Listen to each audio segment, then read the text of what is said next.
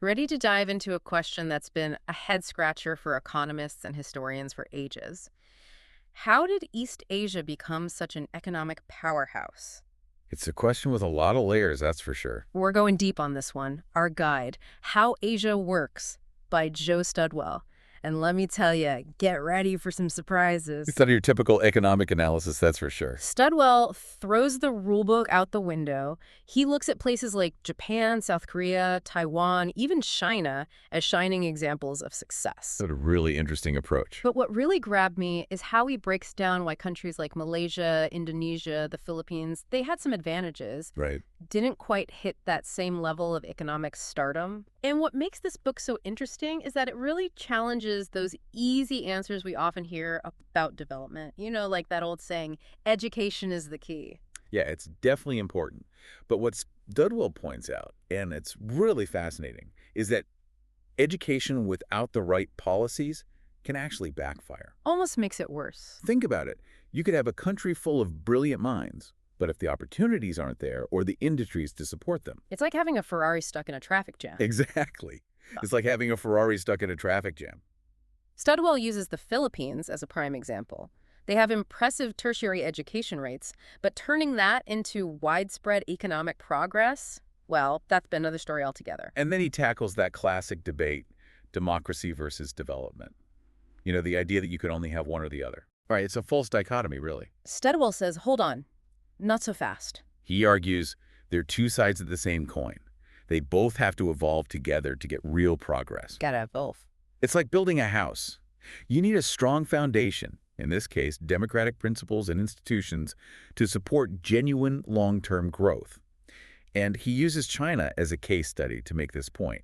They've had an incredible economic boom, but they face challenges because their institutional development hasn't quite kept up. So it's like they built this amazing house, but maybe skipped a few steps on the foundation. Exactly, and for a contrasting example, he points to Italy, where they had explosive economic growth, but it wasn't matched by institutional development. And that's led to some pretty big problems down the line. So right from the start, Studwell is making us rethink those assumptions we have about development. It's not as simple as checking off boxes, education, democracy. It's more nuanced than that. It's about how all these pieces work together. And, more importantly, understanding those often overlooked factors that really set the stage for lasting economic transformation. And that's where things get really interesting. And this is where Studwell really throws us a curveball. What's interesting, right, is how he puts land reform front and center. Yeah, you don't hear about that every day. Not exactly a hot topic at dinner parties. Not exactly. But Studwell argues that getting land reform right, really nailing it, was essential for those Asian nations that saw those incredible growth spurts. You might be thinking, land reform, isn't that a little, I don't know? A little old school. Yeah, but trust me, he makes a really compelling case. And it's not just any kind of land reform either. He's talking specifically about small-scale household farming, not those massive plantations we often picture when we think about developing countries. Right, like sprawling fields. Exactly. And here's where it gets really interesting. He actually argues that these small farms, when given the right support, were the real catalysts for generating those incredible yields and driving economic growth. That sounds a little counterintuitive. It does, doesn't it? But think about it like this. Remember that time you tried growing, tomatoes in your backyard? You were probably shocked by how much you could produce in such a small space. It's amazing, actually. And that's kind of the idea behind what Studwell calls abundance. These small farms, when they're properly managed, when they're supported, they're incredibly productive. And that abundance, it had these ripple effects. Higher yields, more food, more income for farmers. And what happens? More capital flowing into other sectors of the economy. That lifts everything up. Exactly. And this is where Studwell draws this stark contrast, right? He compares this model, the small-scale farming model, to countries like Malaysia and Indonesia, which really doubled down on those large-scale plantation systems. And even though those countries, they seem to have the perfect conditions for massive agricultural operations, their overall output, and more importantly, their economic growth, it just didn't keep pace with those nations that embraced small-scale farming. So even with the perfect setup, it didn't quite work out the way they thought it would. Exactly. And Studwell uses Malaysia as this prime example. He argues that their history, specifically British colonial influence, played a big role. He says their policies often prioritize the profits of those large plantations over maximizing the country's overall agricultural output. So instead of looking at the whole pie, they were just focused on getting a bigger slice. Exactly. And as a result, Malaysia, despite having all this potential for real agricultural abundance, they face these significant roadblocks in their economic development. And it just highlights how those early policy decisions can have these lasting consequences. And here's the thing. Land reform, it's a domestic policy. These countries weren't powerless. They had agency. They had the ability to make choices, right? They could either propel their growth or, in some cases, hold themselves back. Fascinating. So we've got a successful agricultural sector, but transforming that into a real industrial powerhouse, that's a whole other challenge, isn't it? Absolutely. And that's where we dive into the second stage of development.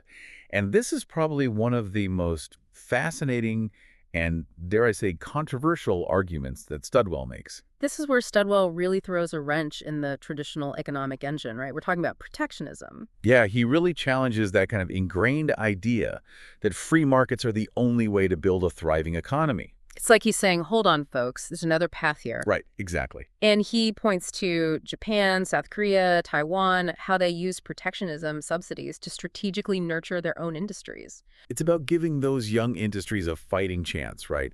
Give them a little space to grow and innovate before you throw them into that, cutthroat world of global competition. Yeah, like giving them a little greenhouse. Let them get strong before you plant them out in the open. Exactly. But here's the thing. What set these successful nations apart, it wasn't just protecting those industries. It was pushing them to compete on a global scale. Studwell calls it export discipline. So they had to be able to hang with the big dogs. Exactly. Like a coach pushing their athletes to be the best, even when it's tough. Love that analogy. And he uses South Korea's car industry as a case in point. Hyundai. Back in the day, yeah, they were shielded from a lot of the foreign competition, but they were also given access to these international markets. And that access, it came with strings attached. They couldn't just, rest on their laurels. Exactly. They had to meet global standards, right? For quality, for efficiency. Otherwise, they were out. So it's like you're teaching someone to swim. You might use those floaties at first, but eventually those floaties come off and they got to swim on their own. And look at Hyundai now, a global automotive powerhouse. And this wasn't just a one-off thing in Asia. Think about Germany, Japan, these economic giants. They dabbled in a little protectionism in their early stages of development, too. So much for that free markets solve everything narrative, huh? It really makes you think. Studwell really wants us to understand the strategic role that government can play in fostering long-term economic growth, right? It's not about picking winners and losers. It's about creating an environment where industries can flourish and eventually compete on that global playing field. But there's another critical piece to this economic puzzle we can't ignore: finance. And the money behind it all. It's often overlooked, but it plays a critical role in supporting the right industries at the right time. And here's where those successful Asian economies, they kind of defied the conventional wisdom. How so? They didn't just let the free market dictate the terms. They took control. They managed their financial systems to achieve those very specific development goals. And they often prioritized long-term growth over those quick profits. Playing the long game. I like it. Exactly. Yeah. Look at South Korea again. They directed capital towards their industrial ambitions. And they used some, well, let's just say unorthodox tactics along the way. Oh, you tell.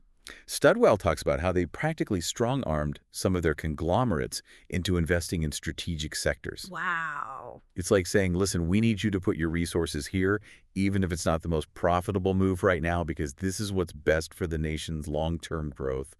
And then you have a country like the Philippines.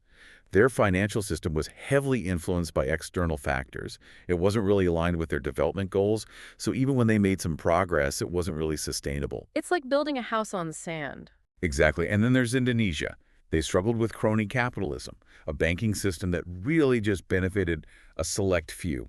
And we all know what happened there, a key factor that contributed to the 1997 Asian financial crisis. It's a cautionary tale, for sure. Right. Even when an economy seems to be booming, if that financial system isn't managed effectively, it can create some serious vulnerabilities. Absolutely. Now let's talk about the elephant in the room, China. This economic behemoth has everyone talking. Did they follow the same playbook as their Asian counterparts? It's a fascinating blend of old and new. They embraced those strategies that we've talked about: land reform, strategic protectionism, a controlled financial system. To tried and true. Exactly. But they added their own twist. They relied heavily on these large-scale state-owned enterprises, and they aggressively pushed exports through institutions like the China Development Bank. So a little bit of a hybrid approach. Exactly. And it's been undeniably successful in terms of their growth, but it's not without its challenges. Studwell points out they still face hurdles in really fostering a dynamic private sector, particularly in those consumer-facing industries. And he actually sees some parallels to Taiwan's experience, which also had a strong bias towards state-owned enterprises early on. So where does that leave us? Have we cracked the code of Asia's economic miracles? I think Studwell gives us a new framework for understanding the complexities of economic development, right? Yeah. It's not about those one-size-fits-all solutions or blindly following the free market. It's about understanding a nation's unique historical context, making strategic choices, and adapting to a constantly changing world. And maybe that's the real takeaway here. Yeah, it's definitely given us a lot to think about. It's not as simple as just saying, do this and you'll be fine. There's a lot more to it. It's a much more nuanced picture, and that's what makes it so fascinating. I think that's a perfect place to wrap up this deep dive. Thanks for joining us as we explore the intricacies of Asia's incredible economic rise. We'll catch you in the next episode.